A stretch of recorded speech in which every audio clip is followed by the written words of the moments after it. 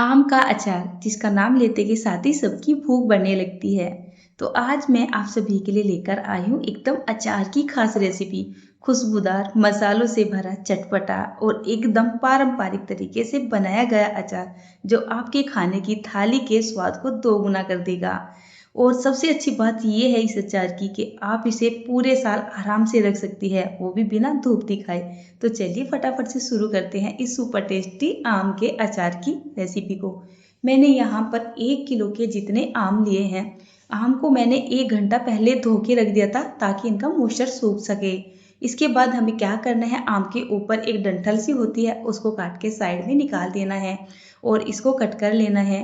अभी किसी किसी आम में जाली बन रही है और किसी आम में जाली नहीं बन रही है। अगर आम के अंदर जाली बन रही है तो आप कितना भी तेज चाकू ले लोगे ना तो इस जाली को चाकू काट नहीं सकेगा। तो आपको बिना जाली के इस आम को कट कर लेना है। और किसी आम में आपको ऐसा लग रहा है जाली बहुत कम है तो आप आम को इस तरीके से पूरा ही कट कर लीजिए। और इस आम के अंदर इस तरीके से जो बीज निकलता है ना, ये बिल्कुल कड़वा होता है, इसको हमें अचार में इस्तेमाल नहीं करना है। तो इसको निकाल के साइड में फेंक देना है। बारी आती है इसको कट करने की। अगर आपके घर में थोड़े से अचार के बड़े बड़े स्लाइस पसंद किए जाते हैं तो आप बड़े बड़े टुकड़ों में कट कर सकती है या फिर आप इस तरीके से कट कर सकती है। मैं यहाँ पर देख रही थी कि मुझे खट्टे आम की ज़रूरत थी, कितना खट्टा है, तो ठीक ठाक खट्टा आम था। अच्छे खासे दांत खट्टे हो चुके थे। तो आम को तो मैंने काट लिया है। अब बारी आती है इसको मैरिनेट करने की, यानी कि चराने की। हमें यहाँ पर 3 छोटा चम्मच के जितना नमक डाल देना है, 1 छोटा चम्मच के जितना हल्दी का पाउडर डाल देना है और इसको बहुत ही अच्छे तरीके से मिक्स कर देना है। इस अचार को अब हमें रखना है कम से कम 1 से 2 दिन के लिए। मतलब आप इसको 24 घंटे के लिए या फिर 36 घंटे के लिए रख सकती हैं। तो मैंने तो इसको लगभग में 24 घंटे के लिए रख के छोड़ दिया था। तो ये देखिए 24 घंटे के बाद जो हमारे आम थे वो बिल्कुल बढ़िया अचार बनाने के लिए तैयार हो चुके थे। बीच बीच में आपको इन्हें हल्का सा हिला डुला देना है ताकि नमक हल्दी हर एक आम के स्लाइस पर अच्छी तरीके से कोट हो जाए और हर एक आम का जो स्लाइस है ना, ये अच्छे से मैरिनेट हो सके, यानी इसका मॉइस्चर निकल सके। आम को मैंने कुछ इस तरीके से जाली में लगा लिया है। आप ये पानी देख रहे हैं ना, जिसको बोला जाता है आँच का पानी, इसको रखना बहुत ज़्यादा ज़रूरी है। इसके बिना हमारा अचार तैयार नहीं होगा। तो जैसे ये पानी बच जाता है आप इसको कवर कर दीजिए और सेफ्टी से रखिए। ध्यान रहे इसको आपको किसी स्टील के बर्तन में बिल्कुल नहीं रखना है, या तो कोई कांच का बर्तन ले या फिर ले आप यहाँ पर कोई भी, मतलब चीनी मिट्टी का बर्तन। अब चलते हैं धूप की तरफ। अगर आप अपने अचार को लंबे समय के लिए स्टोर करना चाहती है तो आपको ये वाला प्रोसेस तो ज़रूर से करना होगा। अपने घर में कोई ऐसा कोना ढूंढिए जहाँ पर धूप और हवा दोनों ही आती हो और वहाँ पर इनको रख दीजिए और कम से कम 1 दिन की धूप लगा लीजिए। अगर धूप बहुत ही अच्छी है तो आप 2 से 3 घंटे की धूप लगाइए। अगर मध्यम मध्यम सी धूप आ रही है जैसे आजकल का मौसम हो रहा है तो आप यहाँ पर इसको पूरा दिन के लिए रख के छोड़ दीजिए। ध्यान रहे ये जो आम के टुकड़े हैं ना, ये बहुत ज़्यादा भी सूखने नहीं चाहिए, नहीं तो आपका आम का जो अचार बाद में बनके तैयार होगा वो पूरे साल तक गलेगा नहीं। आप बोलोगे अनीता तुमने बताया नहीं था। तो आपको आम के इन स्लाइस को कुछ इस तरीके से सुखाना है। देखिए ये बहुत ही हल्के हल्के से सिकुड़ रहे हैं। इनके अंदर जो मॉइस्चर था ना वो काफ़ी हद तक खत्म हो चुका है, लेकिन फिर भी ये सॉफ्ट बने हुए हैं। देखिए इस तरीके से मैं आपको कोशिश कर रही थी कि आपको अच्छे से समझ में आ जाए। बस आप हल्के से दबाओगे ना तो इस तरीके से दबता हुआ नजर आएगा। तो जो आम है वो अचार बनाने के लिए तैयार हो चुके हैं। उठा लेते हैं अपना जीरे का डब्बा। आज के अचार में टेस्ट मिलने वाला है जीरे वाला, न कि धनिया वाला। तो यहाँ पर मैंने गैस को ऑन कर दिया है, फ्लेम एकदम धीमा कर दिया है और एक पैन रख दिया है। तो चलिए अचार के लिए एक मसाला तैयार करते हैं।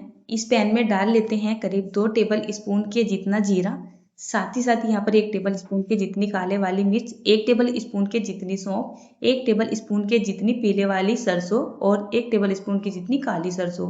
इन मसालों को हमें जब तक भूनना है जब तक कि हल्के हल्के से भून नहीं जाते हैं और साथ ही साथ इनका मॉइस्चर भी खत्म नहीं हो जाता है।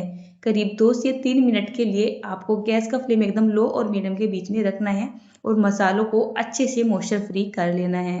इसी बीच में यहाँ पर आ चुके हैं मेरे हस्बैंड। तो ये अभी अभी ऑफिस से आए थे और बैग भी नहीं उतारा था। ऑफिस का काम इतना ज़्यादा हो रहा है कि जब ऑफिस में जाते हैं, जब काम करते करते जाते हैं, ऑफिस में बेशक काम करते ही हैं बैठ के, उसके बाद घर आते के साथ ही बैठ जाते हैं, खाना भी बड़ा ही मुश्किल से खाते हैं। तो चलिए, जब यहाँ पर मसाला हमारा हल्का सा ठंडा हो जाएगा, हम इसको डाल लेते हैं एक मिक्सी के जार में, और मिक्सी को थोड़ा सा रुक रुक के चलाएंगे और उसको थोड़ा सा दरदरा टाइप कूट के या फिर पीस के तैयार कर लेंगे। आप चाहे तो इनको खलबट्टा यानी कि जो इमाम जस्ता होता है ना, उसमें भी थोड़ा सा दरदरा कूट सकते हैं। दादी नानी तो ऐसा ही किया करती थी। यहाँ पर आप देखिए, जो अचार का पानी मैंने रखा था ना, उसको मैंने बिल्कुल सेप रखा हुआ है। इस पानी के बिना आपका अचार बड़े से तैयार नहीं होगा, मैंने आपको पहले भी बताया था। मसाला मैंने यहाँ पे डाल दिया है। अचार को और हेल्दी और टेस्टी बनाने के लिए मैं ले रही हूँ यहाँ पर अलसी का तेल। तो करीब मैंने 150 ग्राम के जितना ये अलसी का तेल ले लिया है। अब अलसी का तेल है, इसको पकाएंगे नहीं, ये मैंने घर का ही बनाया हुआ है। लास्ट टाइम आपके साथ वीडियो भी शेयर की थी। तो इस तेल को हम कच्चा ही यहाँ पे डाल देंगे। अगर आप सरसों के तेल का इस्तेमाल कर रहे हो तो आप सरसों के तेल को थोड़ा सा गर्म कर ले, उसके बाद ठंडा कर ले, उसके बाद यहाँ पे इस्तेमाल करें। और सरसों का तेल घर का होगा तो ऐसे ही डाल ले। यहाँ पर एक छोटा चम्मच के जितना हींग डाल देंगे। साथ ही साथ यहाँ पर अचार को तीखापन देंगे, चटपटापन देंगे, तो 2 छोटा चम्मच के जितना लाल मिर्च डाल देंगे। साथ ही साथ यहाँ पर 1 चम्मच के जितना डालेंगे हल्दी पाउडर। हल्दी मैंने पहले भी डाली हुई है ना। इसके बाद यहाँ पर बेसिक अपना नॉर्मल नमक डालेंगे। तो करीब 2 से 2.5 चम्मच के जितना यहाँ पर नॉर्मल नमक डाल देंगे। आधा छोटा चम्मच के जितना कलौंजी डाल देंगे। और इसके बाद यहाँ पर बहुत थोड़ा सा या फिर आधा चम्मच के जितना काले वाला नमक डाल देंगे। अब सभी मसालों को अच्छे से मिक्स कर लेंगे और मिक्स करते करते इनको हल्का सा फूल जाने भी देंगे। तो यहाँ पर ये हमारा अचार के मसाले का एक तरीके से बेस बनकर तैयार हो चुका है। देख कुछ इस तरीके से। अगर आपको ऐसा लगता है कि आपको यहाँ पर तेल की ज़रूरत है तो आप यहाँ पर थोड़ा बहुत तेल भी डाल सकते हैं, बट मैं यहाँ पर इस अचार को बहुत ही कम तेल वाला बना रही हूँ। इसके बाद तैयार किए गए ये आम के स्लाइस यहाँ पर डालेंगे और अब इसको अच्छी तरीके से मिक्स कर देंगे।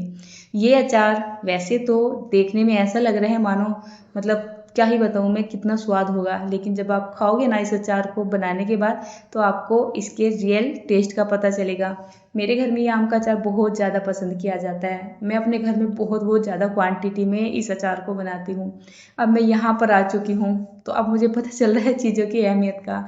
जब मैं अपने गाँव में होती थी ना, तो 10-10 किलो 20-20 किलो आम का अचार बनाती थी और वो भी मुझे थोड़ा लगता था। यहाँ पर मुझे किलो में अचार बनाना पड़ रहा है, ये भी ज़्यादा लगता है। गांव के अकॉर्डिंग यहाँ पर कुछ चीज़ों पर ज़्यादा महंगाई है और कितनी चीज़ें ऐसी भी है जो हमारे गांव से ज़्यादा यहाँ पर सस्ती मिल रही है। बट इस तरीके की जो चीज़ें होती है ना, ये एक तो अभी मतलब पूरी तरीके से सीज़न नहीं आया है और कहीं मतलब आ रही हैं, कहीं अभी ये आम वगैरह नहीं आ रहे हैं। तो अभी मुझे उधर का पता नहीं है, काफ़ी दिन मुझे हो चुके हैं अपने गांव की मार्केट में जाए भी। फिलहाल यहाँ की मार्केट में ये आम आने लगे हैं और अभी काफ़ी महंगे मिल रहे हैं। मुझे ये आम इतने महंगे पड़े थे कि 40 रुपये पाव पड़े थे और आप समझ सकते हैं किलो भर आम कितने के होंगे। बट मुझे तो रेसिपी शूट करनी थी ना, इस वजह से लेके आई। अब मैं आपको ये दिखा रही थी कि आपको आम के अचार को स्टोर करना है तो आपको कोई भी कांच का कंटेनर लेना होगा, उसको अच्छे से धोना होगा और कम से कम उसको धूप में 1 से 2 घंटे की धूप लगानी होगी ताकि वो एकदम मॉइस्चर फ्री हो जाए। उसके बाद ही आपको यहाँ पर अचार को स्टोर करना होगा। अचार को स्टोर करने के लिए आप कौन कौन से बर्तन ले सकते हैं? आप मिट्टी का बर्तन ले सकते हैं, आप चीनी मिट्टी का बर्तन ले सकते हैं और आप सिंपली कांच का बर्तन ले सकते हैं। बाकी बर्तन अवॉइड कीजिएगा, ठीक है ना। तो चलिए, मैंने इसको फिलहाल डब्बे में रख दिया है और डब्बे में करने के बाद अगर आपको ऐसा लग रहा है कि आपके अचार में तेल वगैरह कम है तो यहीं पे आप तेल को डाल दीजिए। लेकिन मैं यहाँ पर कोई तेल वगैरह नहीं डालूंगी। इस अचार को जब मैं देखूँ ना 3 से 4 दिन के बाद, तो ऑटोमेटिकली अचार अपना मॉइस्चर छोड़ देगा और साथ ही साथ जो हमारा अचार है ना, वो तेल से अच्छे से डूब जाएगा। आप इस अचार को कम से कम 15 दिन के बाद खाना शुरू कर सकते हैं। अगर आप चाहते हैं आपका अचार जल्दी से तैयार हो जाए तो आप इसको 2 से 3 दिन की 1-1, 2-2 घंटे की धूप दिखाते रहिए, अचार तैयार हो जाएगा।